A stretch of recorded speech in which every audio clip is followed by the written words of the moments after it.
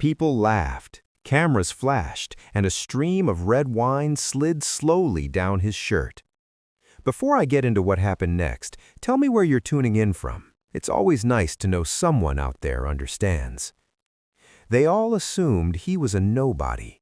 They had no clue that the man they mocked, the man they humiliated in front of a full crowd, was actually the undercover billionaire who held their future in his hands.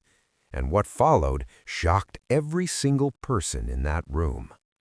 The evening glittered with gold chandeliers, soft background music, and the scent of expensive perfume drifting through the air. It was the launch event for ApexNova Technologies, one of the country's fastest-growing tech companies. Investors, CEOs, influencers, everyone who mattered had shown up. But among all the designer suits and elegant dresses stood one man dressed plainly. He wore simple black pants, a cheap-looking shirt, and shoes that were clearly worn down. He introduced himself as Ethan.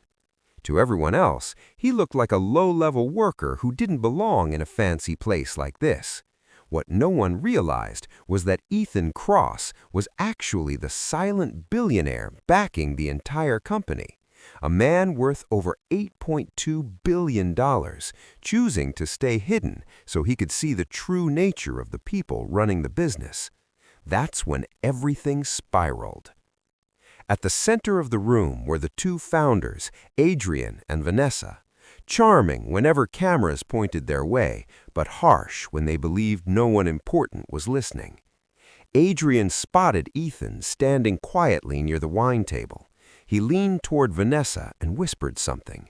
She burst out laughing.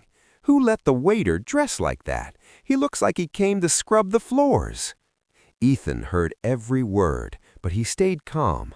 He wasn't there to impress anyone. He was there to observe their real character. A moment later, Adrian strutted toward him holding a glass of red wine. "Hey you," he said with a smirk. "Move, you're blocking the VIP area." Ethan stepped aside without complaint, but Adrian wasn't finished. With phones recording and people watching, Adrian pretended to trip and poured the entire glass of wine across Ethan's shirt. The room gasped. Some people laughed. Vanessa covered her mouth and said loudly, "Oh no, someone bring him a mop. He must be used to cleaning things." Ethan looked down at his stained shirt. He didn't look angry, just disappointed. In that moment, he saw exactly who these two truly were. But the night had more to reveal. A young employee named Lena, who had witnessed everything from a distance, rushed over with napkins. "Sir, are you all right? Please don't take their behavior to heart. They treat anyone they think is beneath them like this." She gently helped dab the wine off his shirt, speaking to him with kindness and respect. "What's your role here?" Ethan asked. She sighed. "Customer support, lowest level. They say I'm too quiet to ever move up." Ethan nodded thoughtfully. Now he understood far more than he expected. Just as Adrian lifted his glass to toast his success, the main doors opened. The event organizer hurried inside.